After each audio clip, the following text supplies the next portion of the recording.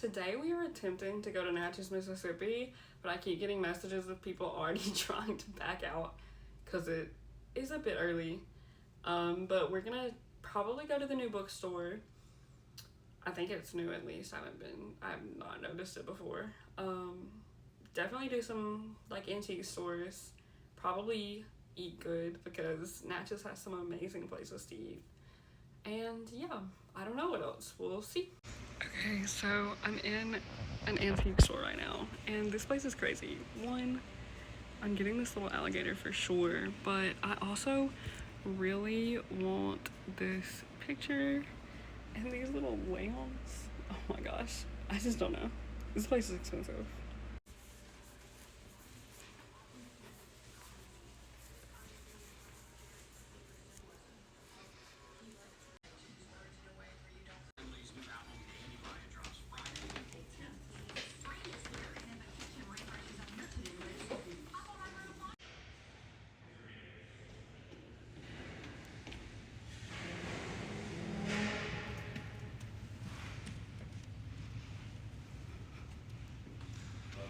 I need to go take pictures of the flowers? No, you were whispering something. No, look at the flowers. Guys, I'm trying to film.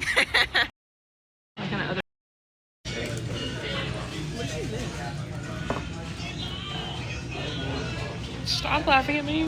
I am genuinely upset that I didn't get more footage. I especially somehow managed to not get any video inside the bookstore, and it was really beautiful. It was set up really nice and had some very good selections, I would say. I'm gonna insert probably some pictures of the bookstore. And I also, it's Dixon's in Natchez, Mississippi. This got rained on, so it's kind of faded and running. But I did get a little Easter treat for myself. So,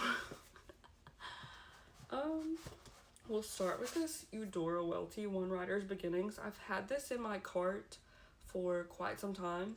It's literally just her journey to being a writer and her talking about being a writer, which I think will be interesting.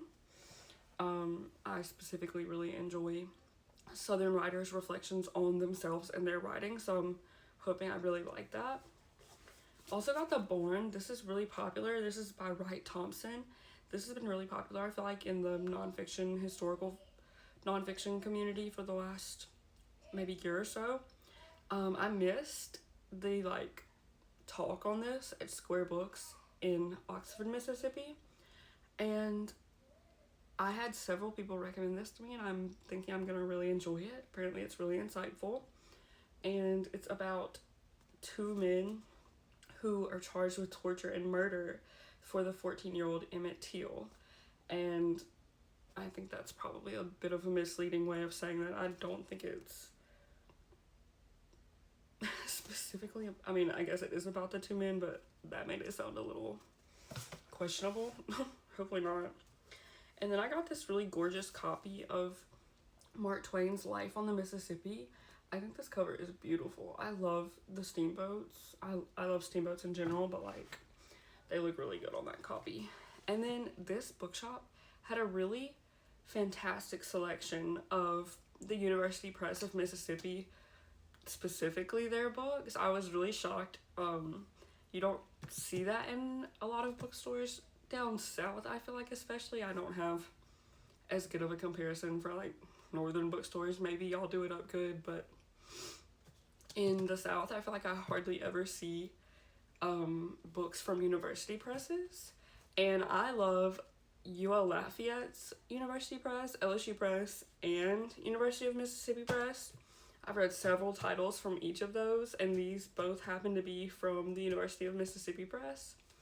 Even though this one is technically about Louisiana, Cajun and Creole folktales.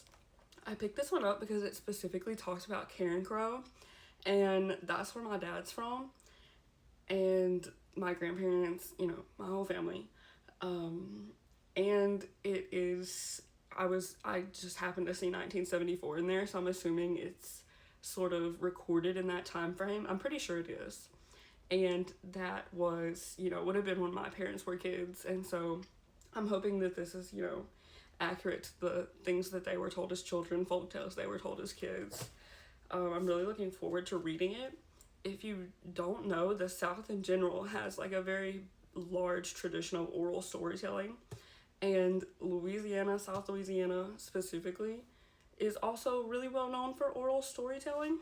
So I just know that this is going to be fantastic. I love anything I can get my hands on about Cajun culture, Creole culture. I would really love to be able to like that be my study of focus specifically. But anyways, I also got this massive tome. This is a huge book, okay? This is massive. It's also from the University Press of Mississippi. Let's see how many pages this is, because you could hurt someone with this. With the bibliography, it's $6.75, but truth be told, it's gonna come in. I think it just feels huge, because that's not that many pages. It's just that it's like textbook size text.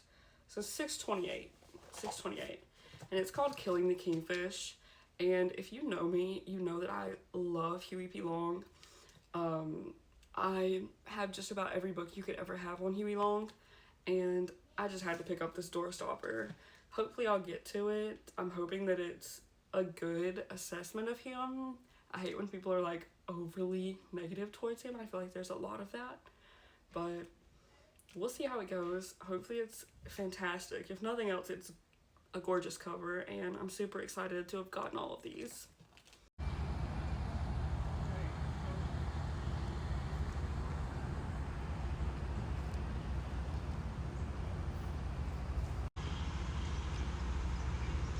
Yeah, that's good.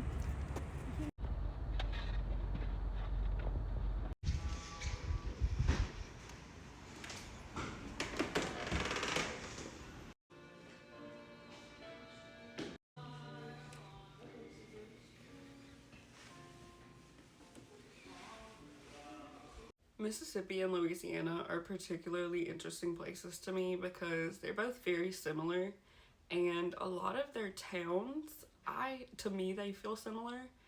And I think a lot of people hate on the South and ignore the fact that the South is some of the most diverse places and people you'll ever meet in your life.